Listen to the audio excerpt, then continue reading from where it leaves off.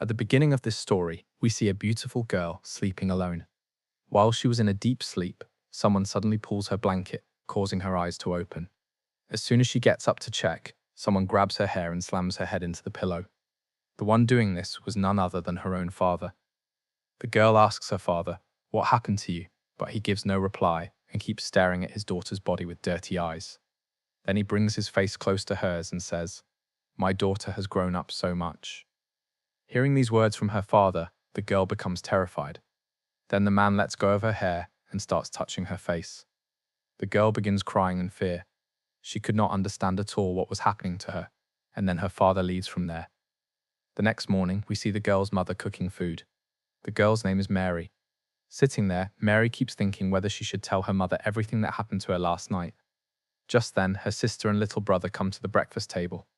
After a while, their father also comes and sits there, behaving as if nothing had happened the previous night.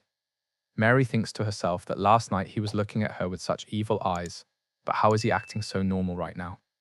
After this, Mary gets up from the table and leaves.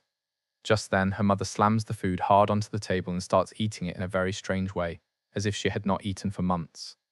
Seeing their mom acting so strangely, the children get scared. Then her son spits out the food and says it has too much salt. At that moment, the mum picks up the same food and starts eating it like a mad person. Why are such strange things happening to this family? Actually, ever since this family moved into a new cottage, strange events have been happening to them. Sometimes their neighbors place a strange statue in their yard, and other times they hang a dead animal in front of their house. Meanwhile, every night the father behaves strangely with his daughter. On top of that, the mum eats food like a hungry wolf and even tries to feed the food she already ate to her son, but the boy does not want to eat it and looks toward his father. He says, "If you do not want to eat this food, then don't eat it." Hearing this, the mum looks at him angrily. After that, she throws the food onto the table and smashes the plates onto the floor. Seeing all this, the children get very frightened. She yells at her son, saying, "Whatever I cook, you should quietly eat it." She screams so loudly that her son starts crying in fear. Neither the father nor the daughter could understand what was happening to the mum, but this was only the beginning. Meanwhile, when Mary was bathing in the bathroom, someone suddenly stands near her. When she wipes the mirror and looks, she gets scared seeing her sister there. After some time, both sisters are in the room. Then the younger sister tells Mary how every night their father comes into her room and behaves strangely with her too. When Mary hears this from her sister, she cannot believe that the same thing happening to her every night is also happening to her sister. They are still talking when suddenly their dad comes there. He had heard their conversation. Suddenly, he pulls out a knife and attacks both of them. Mary pushes him down and they run out of the room to save their lives. Once again, their dad appears in front of them and grabs Mary by the hair. He stares at both of them for a while and then throws Mary away. Mary falls on the stairs and loses consciousness because of the injury. Meanwhile, Mary's sister Anna runs away in fear.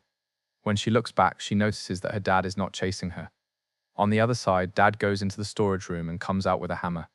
By then, Mary regains consciousness and starts looking for her sister Anna. Suddenly, she feels as if someone is behind her. As soon as she turns around, her dad is standing there holding the hammer. He is just about to attack Mary with it when Anna screams loudly, causing him to stop. Anna picks up a bat and hits her dad hard in the face, but nothing happens to him. After that, he attacks Anna with the hammer as well. As Anna ducks down, the hammer strikes the door instead. Just then, they hear someone coming from downstairs, and this voice belonged not to anyone else but their dad, who was coming upstairs. Hearing Dad's voice, that man throws away the hammer and goes into another room. As soon as Dad comes upstairs, he gets frightened seeing the scene there. Then he looks at his daughters, who are stepping back in fear from him. Just then, the same hammer comes under Dad's feet and he notices a hole in the wall. He scolds them and asks, "Were you two fighting here?" But neither of them answers. Just then, their brother comes out of the room and joins them. Mary and Anna tell him to run away. At that same moment, a woman comes there and picks up the hammer, and it was their mum. Dad looks at his wife when suddenly she attacks him. He tries to stop her, but she pushes him down. Mum gives a terrifying smile and walks easily into her room even while stepping on broken glass. Then again, the voice of another woman comes from downstairs, and this voice belonged to none other than their real mum. She comes there and asks everyone what is going on, but now everyone starts getting scared of her. They fearfully open the room door, but now there is no one in that room. After this, they look at the hammer lying on the floor. Mum goes near her daughters and asks what happened, but Anna and Mary are very scared of their mum. After this, Dad calls his brother to the house. His brother was a priest in the church. The church father comes there and tells them about many other similar incidents, but his elder brother does not believe in any of it. At night, they all decide to sleep together in one room. But during the night, their little son needs to use the toilet. Without disturbing anyone, he goes to the bathroom alone. Just then, a child who looks exactly like him enters the room. He picks up a knife and gives a strange smile. He wanted to kill the father, but he does not do it. It looked as if something stopped him from doing so. That night passes peacefully. The father could not fight this thing alone, so he asks his seniors for help. The seniors sit together and discuss what exactly is happening in that house. Now they plan to go there and pray. The senior father was very skilled in this work. The father plans to go there in the evening with his team. As they set out for the house, a crow attacks their car on the way, damaging the front windshield. Because of this, the car loses balance and falls into a ditch. On the other hand, we see Dad tying his daughter Mary to the bed. She tries to explain to him, but Dad says this is the only way to fix everything.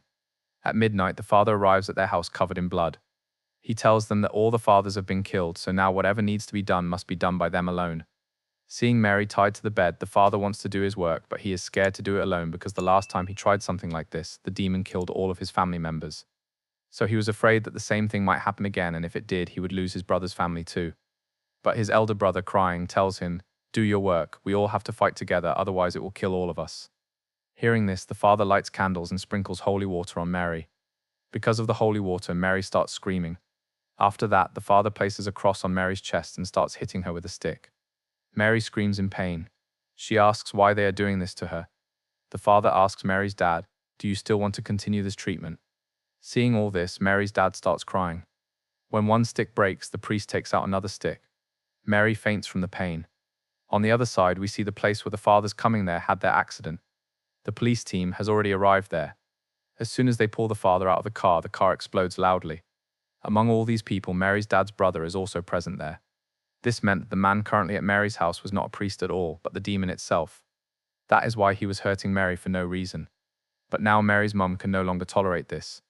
She says, "This is not any treatment. If this continues, my daughter will die." After that, she grabs the father so he cannot hurt Mary anymore. But Dad does not listen to her, pushes his wife hard and tells the priest, "Keep doing this ritual." After that, suddenly Dad goes near his wife and starts choking her. Then suddenly he looks toward his brother, who had a terrifying smile on his face.